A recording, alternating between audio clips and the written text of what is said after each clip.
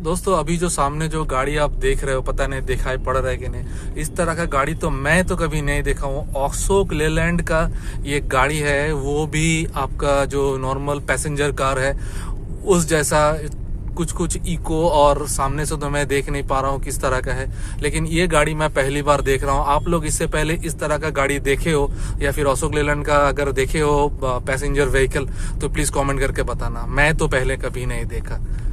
सामने से मैं देखने का कोशिश करता हूँ हाउ इट्स लुक। अच्छा, ये कुछ इको जैसा ही दिख रहा है।